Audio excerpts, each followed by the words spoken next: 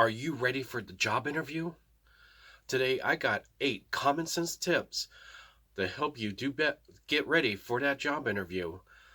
They're basic things, but they're things that sometimes are missed. Hello everybody, my name is John Dornoff, and it's dawn of a better life for you, your career, and your business. Today we're talking about the job interview, or mainly getting ready for it and getting there. Now these are 8 common sense tips, but they're things that a lot of people miss. And so we're going to talk about them today. Number 1, are you dressed appropriately for the job interview? Now you think this would be basic thing, but it's not. And coming from somebody who's been, who's interviewed a lot of people and who's also obviously interviewed himself, a lot of people are not prepared when they come for the job interview and are dressed outlandishly either one way or another. Basic stuff. If you're a man, are you dressing for the job you're applying for? I mean, if you're applying for a basic job at, office supply store, it's different than how you're going to dress for, a major career opportunity, at a big company. If you're going to, say, an IBM, you're going to dress completely different.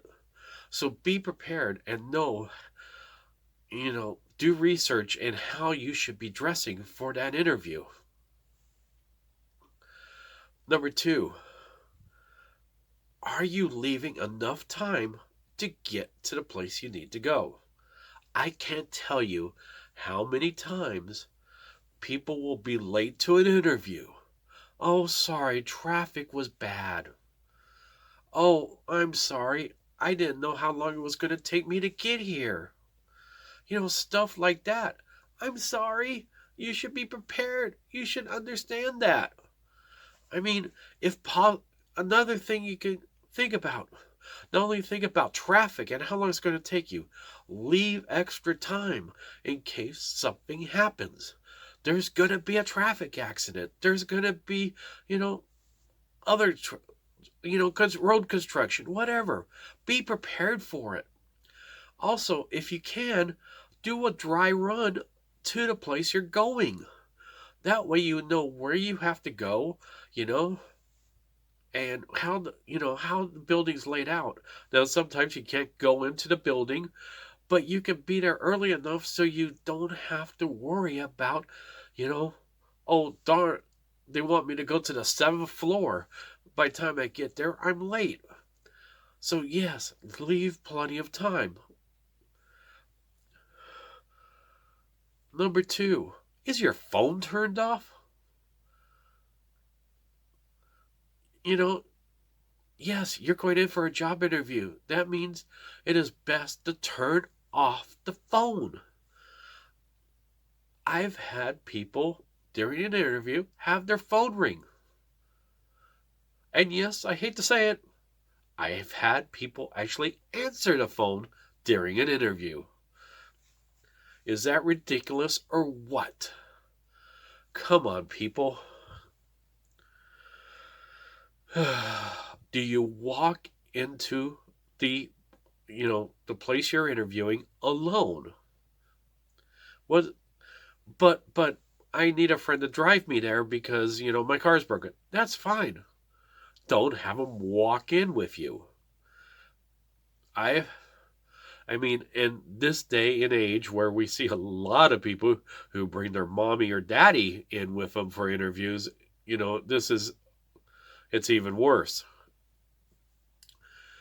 I actually had a situation where a guy was coming in for an interview for a management position, came in with his father, and had a father sit in with the interview. If you can't do an interview without your father there, you're not ready to be a leader. I mean, the first thing in leadership is, being able to lead people. How can you lead people if you need your daddy to come in with you. We all hear about the helicopter parents. And it's true. But no, when you go into the, building or wherever you're interviewing, go in alone. That doesn't mean you can't get a ride, doesn't mean you can't have somebody accompany you, but when you go into that building, go in alone. Now, I know for, women may not feel comfortable with that, you know, deal with do what you have to do. You know, I'm a little more lenient in some situations like that, just because you understand the worry is about safety and stuff. Now, of course, I'm recording this during the COVID-19 virus, so a little things are different right now. But a firm handshake. Yes, right now we want to do social distancing, but that's going to be over, and then you want to go back to having a firm handshake. Can't tell you how many people just have the most horrible handshakes. One of the things I did with my kids when they were young was teach them how to handshake. Give a proper handshake. And people complimented him. Wow, I'm not used to having, somebody his age give me a good handshake. You know, how many you hear about the dead fish handshake or, you know, all kinds of other different bad handshakes. So make sure you're having a good handshake to show that you are professional, you're ready. Next tip, know the business that you're going to interview, study it. Now, if it's a private company, information may be a little harder to find, but usually most companies will have information on their website, telling you about the business. So be sure to look it up. Be sure to find out everything you need to know about the business. We're in an age where, all you have to do is Google. You can find out a lot. If you can't do basic things like that and know the basics about the company, you're not going to get beyond the next, up to the next phase of the interview. It's just not going to happen. You have to have some knowledge of that business to show that you really have an interest in wanting to work for that company.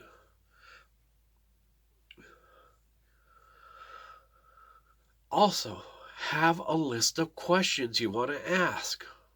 Now, I have to admit, this has always been hard for me.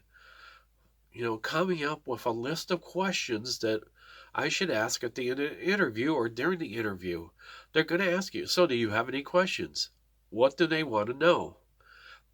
They want to see what is your interest. Fortunately, I usually was able to come up with something good. Though, and I will admit, there was times that I came in with a list of questions and they answered every question during the, just talking about the company themselves. Well, then you have to hopefully think quickly, and say, just come up with something random to ask about the company. How long does an average take to get promoted or something like that? Something that's going to show that you have an interest. Another basic thing you need to do, and this is a final one, is have extra resumes with you. Now, I know 90% of the time, maybe 95% of the time these days, you do the resume online or some other means electronically, so you don't actually mail them a resume anymore. But you still want to bring in a resume to the interview. There's a chance that person, whoever gets the copy, who is going to interview you, will not have a really good copy. They have the electronic copy.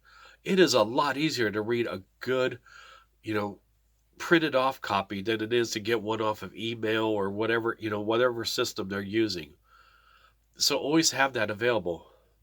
And there's always the off chance that the person that interviewing you somehow doesn't have the resume with them. Some people I know interview, they will actually not come into the interview with the resume just to see if the person they're interviewing came prepared with another resume. They want to see how prepared is this person for an interview. So, are they prepared to go be with that company? So, those are 8 tips. I hope you got something out of them. I know some of them are pretty basic, but they're things that I see mistakes being made even in, corporate or, you know, management positions. So, look down at look at a playlist for careers, and there's lots of videos we have on building your career, and we're going to have some more. So I hope you'll hit the subscribe button, and we'll see you